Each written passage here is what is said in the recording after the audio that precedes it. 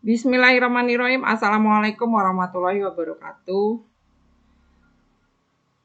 Salam sehat untuk anak-anak hebat dimanapun kalian berada, khususnya siswa-siswi SMP kelas 8.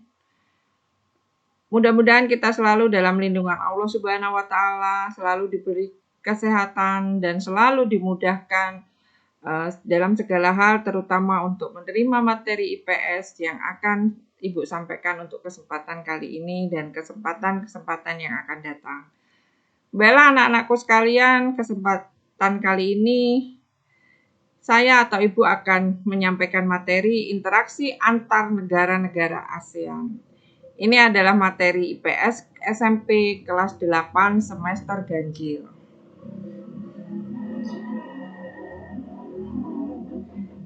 Interaksi antar negara ASEAN diartikan sebagai hubungan timbal balik atau melibatkan aksi dan reaksi yang terjalin antara dua atau lebih negara di kawasan Asia Tenggara yang didukung oleh dua faktor, yaitu faktor persamaan dan perbedaan sumber daya alam, kemudian ada faktor persamaan dan perbedaan kondisi geografis masing-masing negara.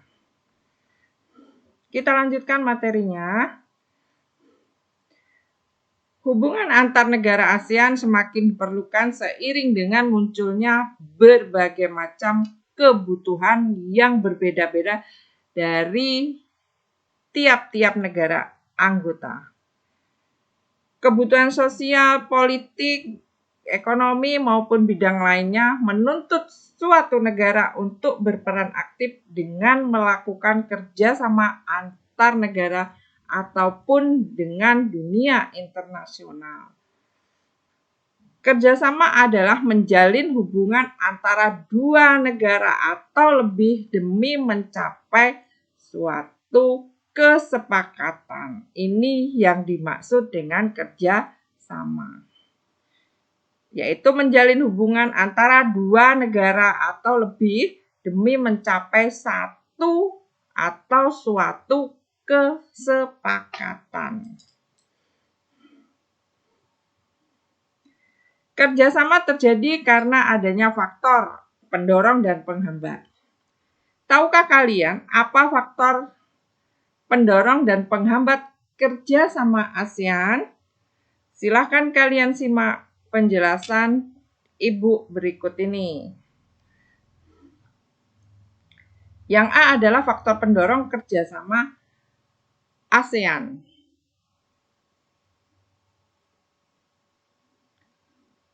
Persamaan dan perbedaan sumber daya alam yang pertama. Itu faktor pendorong yang pertama. Persamaan dan perbedaan sumber daya alam.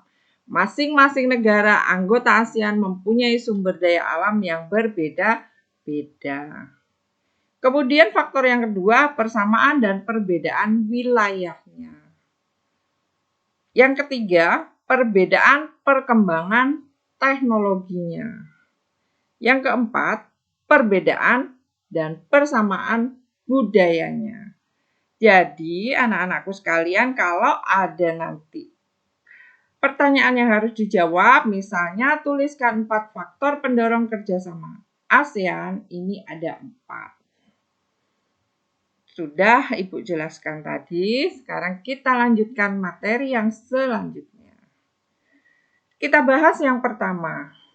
Faktor yang pertama tadi adalah persamaan dan perbedaan sumber daya alam. Persamaan sumber daya alam antar negara ASEAN adalah sama-sama merupakan negara agraris sehingga bekerja sama untuk mengekspor hasil pertanian. Di samping itu, negara-negara ASEAN juga sama-sama menghasilkan sumber daya alam tambang. Perbedaan sumber daya alam antar negara ASEAN mendorong terjadinya interaksi untuk saling mencukupi kebutuhan. Contoh, Indonesia mengimpor beras dari Thailand dan Thailand mengimpor kayu dari Indonesia. Ini adalah satu contoh kerjasamanya. Karena adanya perbedaan sumber daya alamnya. Kita bahas yang kedua, perbedaan dan persamaan wilayahnya. Persamaan letak geografis di mana letak negara-negara ASEAN berdekatan menjadi pendorong terjalinnya kerjasama.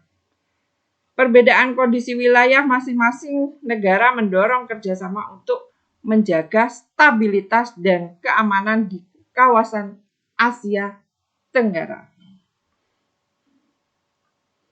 Yang ketiga, kita bahas persamaan dan perbedaan teknologinya. Contoh, negara yang teknologinya maju di ASEAN adalah Singapura. Singapura merupakan satu-satunya negara di ASEAN yang memiliki komoditas ekspor berupa industri bukan hasil pertanian. Hasil industri yang terkenal adalah alat-alat elektronika. Maka terjalin kerjasama dengan negara lain di ASEAN, terutama impor hasil industri dari Singapura. Ini adalah satu contoh kerjasamanya. Karena adanya perbedaan dan persamaan perkembangan dari teknologinya. Kita bahas yang keempat, persamaan dan perbedaan budayanya. Bahasa Melayu, bahasa Indonesia digunakan di negara Indonesia, Brunei, Malaysia, dan Singapura. Kemudian bahasa Thai digunakan di negara Thailand, Vietnam, Myanmar, Laos, dan Kamboja. Cerita Ramayana banyak dipakai di negara Indonesia, Thailand, Laos, dan juga di Myanmar. Kita bahas yang B. Kalau tadi kita sudah membahas tentang faktor pendorongnya, ini ada faktor penghambat kerjasama ASEAN.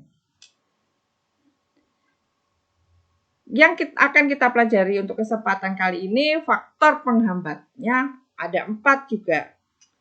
Yang pertama, karena adanya perbedaan ideologi.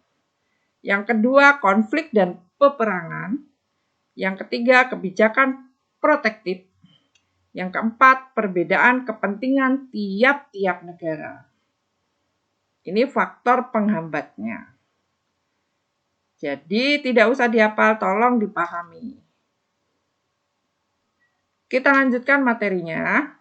Kita bahas yang pertama, tadi faktor penghambatnya adalah perbedaan ideologi.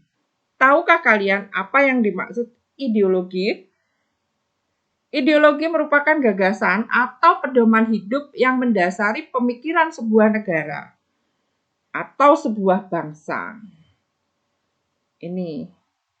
Ideologi juga menjadi ciri khas atau cerminan suatu negara karena semua tatanan kehidupan masyarakat berdasarkan pada ideologi tersebut. Ini.